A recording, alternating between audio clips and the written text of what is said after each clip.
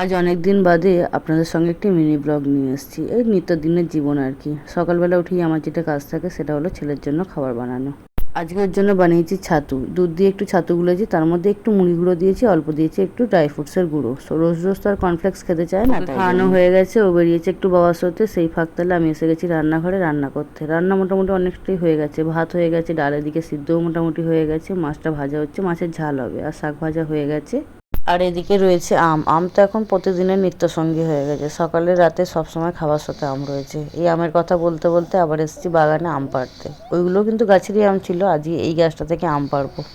Last কিছুদিন ধরে দু একদিন ছাড়া ছাড়া এসে গাছটাকে নাড়িয়ে দুটো চারটে করে আম নিয়ে যাচ্ছি। আজকে কিন্তু দেখছি সব আমগুলো পেরে নেবো, কারণ আমগুলো পেকে যাচ্ছে আর পেকে গিয়ে পুকুরে পড়ছে, পুকুরে পড়ে পচেও যাচ্ছে। তাই জন্য আজকে ওর বাবা এসেছে আমগুলো সব পেরে নিতে। ওই দেখুন, নাড়া দিলেই একদম পুকুরের মধ্যে পড়ছে। আমার কিন্তু আম কুড়োনোর খুব নেশা। আম কুড়োতে যাব, আম একটু ঝড়ে পড়বে, সেগুলো কুড়িয়ে আনবো, এগুলোর খুব ইচ্ছা। কিন্তু ঝড় হলে এই দিকটা তো আমরা আসি না বিকেলের দিকে। তো এখন আমগুলোর বাবা নাড়াচ্ছি, বেশ কুড়োতে ভালো লাগছে। আর আমটা যদি অপরের গাছের হয় তাহলে তো আরও বেশি ইন্টারেস্ট থাকে। তবে আজকে নিজেদের গাছেরই আম পেড়ে নিয়ে যাচ্ছি। ওইটুকু গাছ কতই বা আম হবে, তাও একটা বড় বালতি নিয়ে এসেছি। এই গাছটা কিন্তু এই প্রথম বছর আম দিচ্ছে। আমরা কিন্তু প্রথমে দেখিও নি যে গাছটাতে আম হয়েছিল। একটা দুটো মুকুল হয়েছিল দেখেছিলাম, কিন্তু সেটা থেকে আম হতে পারে আমরা কিন্তু ভাবিনি। আমরা একটা অন্য গাছে ভেবেছিলাম আম হবে। সেই গাছটা প্রচণ্ড পরিমাণে মুকুল ধরেছিল। তারপর দুবার ঝড় হতো, ওই গাছ থেকে সমস্ত মুকুল পড়ে যায়। আমরা জানি আম হয়তো এবছর কিনেই খেতে হবে। আর ওই যে সেই আম গাছটা, ওই আম গাছটাতে ভীষণ পরিমাণে একদম মুকুল ধরেছিল, একদম ছেয়ে ছিল, পাতাই দেখা যাচ্ছিল না। এখন দেখুন একটাও আম হয়নি, এবছর একটাও আম হয়নি ওই গাছটায়।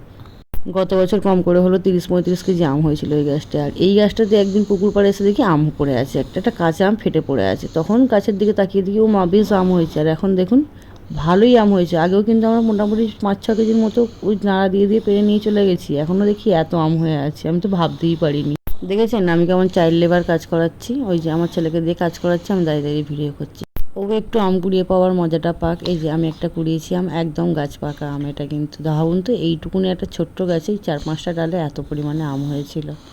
চলুন, সমস্ত আম পাড়া হয়ে গেছে। এবছরের মতো আম পাড়া মোটামুটি শেষ। ও অন্যান্য গাছে আছে, এগুলো পারবো। এই যে এখন নিয়ে যাচ্ছি, এক বালতি আম ধরে নিয়ে যাচ্ছি। আর বাপ ছেলে যাচ্ছে পুকুরে একটা ডুব দিয়ে। তারপরে চলে এসেছি বাড়িতে। সমস্ত আমগুলোকে এখন ধুয়ে নিয়েছি। ধুয়ে নিয়ে গিয়ে একটু স্টোর করে রাখবো। মানে পাকাগুলো মোটামুটি আমরা খেয়ে নেবো, আর কাঁচা কাঁচা যেগুলো আছে সেগুলোকে দুদিন রেখে দেবো। সামনে আমার মা আর বাবার আসার কথা আছে, ওদের জন্য কিছুটা রেখে দেবো।